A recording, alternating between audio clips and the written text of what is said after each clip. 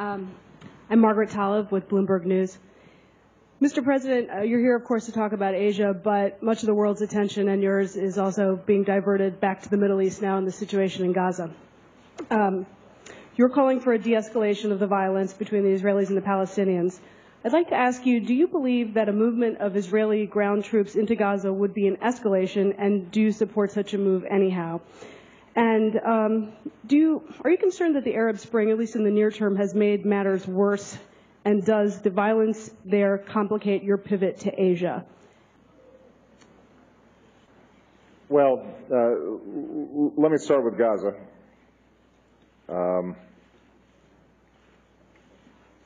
Let's understand what the precipitating event here was that's causing the current crisis. And that was an ever-escalating number of missiles that were landing not just in Israeli territory, but in areas that are populated. And there's no country on earth that would tolerate missiles raining down on its citizens from outside its borders.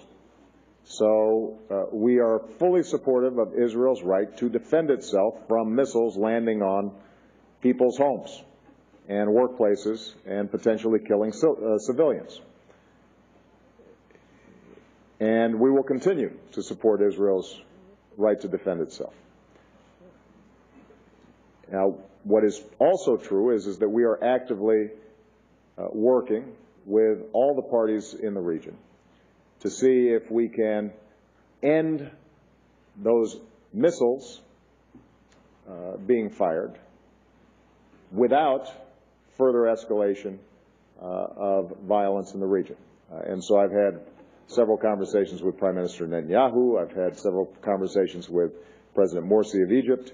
I've spoken to Prime Minister Erdogan of Turkey, who was visiting Egypt right in the midst of what was happening in Gaza.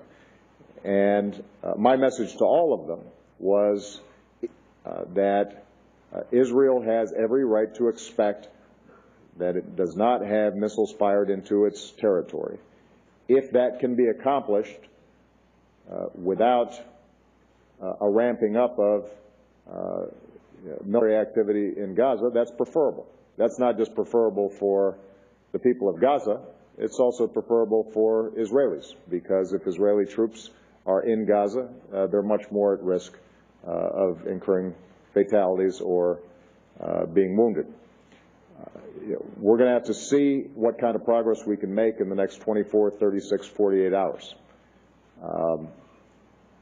But what I've said to President Morsi and Prime Minister Erdogan is that those who champion the cause of the Palestinians should recognize that if we see a further escalation of the situation in Gaza, then the likelihood of us getting back on any kind of peace track that leads to a two-state solution is going to be pushed off way into the future.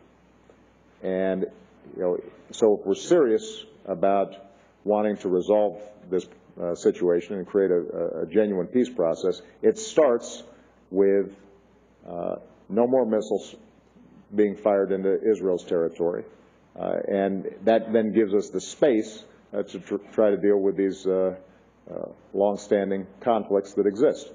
In terms of the impact of the Arab Spring, let's just remember that the exact same situation arose just a couple of years ago before the Arab Spring.